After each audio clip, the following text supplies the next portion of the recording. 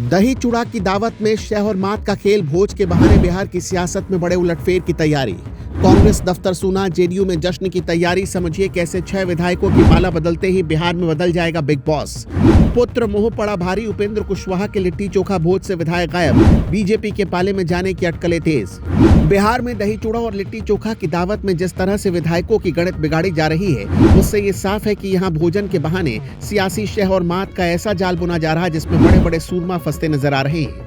बिहार की राजनीति में मकर संक्रांति का पर्व सिर्फ तिल या गुड़ की मिठास लेकर नहीं आता, बल्कि ये सियासी कड़वाहट और नए समीकरणों का भी संकेत देता है। पटना से लेकर दिल्ली तक इन दिनों दही चूड़ा और लिट्टी चोखा के भोज का दौर जारी है, मगर इन भोजों में नेताओं की उपस्थिति से ज्यादा उनकी अनुपस्थिति सुर्खियां बटोर रही है। इस बार की संक्रांति बिहार की सत्ता के गलियारों में एक बड़े बदलाव की आहट लेकर आई है। सबसे पहले बात करते हैं लालू परिवार की।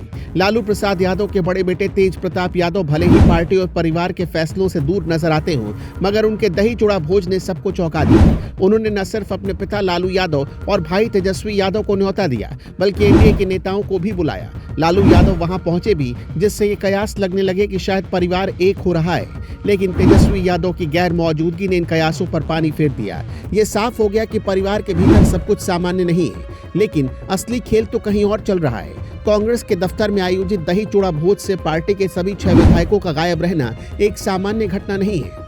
आधिकारिक तौर पर भले ही व्यस्तता का बहाना बनाया गया हो, मगर अंदर खाने खबर तो ये है कि ये विधायक अपना नया ठिकाना तलाश रहे हैं। चर्चा जोरों पर है कि कांग्रेस के विधायक जेडीयू का दामन थाम सकते हैं। इस चर्चा के पीछे का गणित बेहद दिलचस्प है। बिहार विधानसभा में इस वक्त बीजेपी के पास 89 विधायक हैं, जबकि जेडीयू के पास 85।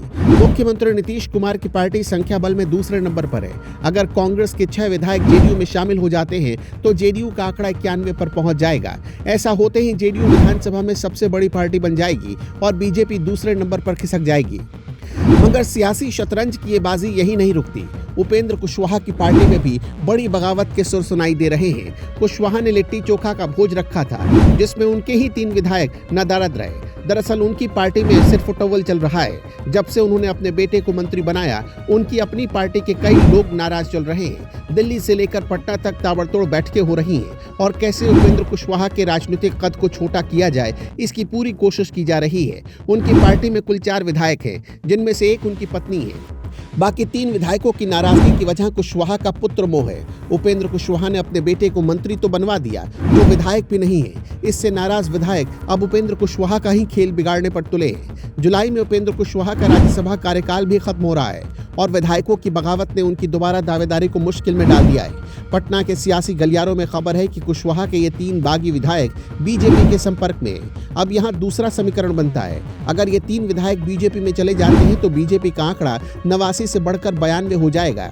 ऐसी स्थिति में जेडीयू की सारी योजना धरी की धरी रह जाएगी और बीजेपी दोबारा सबसे बड़ी पार्टी बनकर उभरेगी। कुल मिलाकर बिहार में दही चूड़ा और लिट्टी चोखा तो बस बहाना है। असल में यहाँ विधायकों की संख्या के जरिए अपनी ताकत दिखाने की होड़ मची है। आने वाले दिनों में ये देखना दिलचस्प होगा कि शह और मात किस खेल में कौन सी पार्टी बाजी मारती है और किसका हाथ खाली रह जाता है।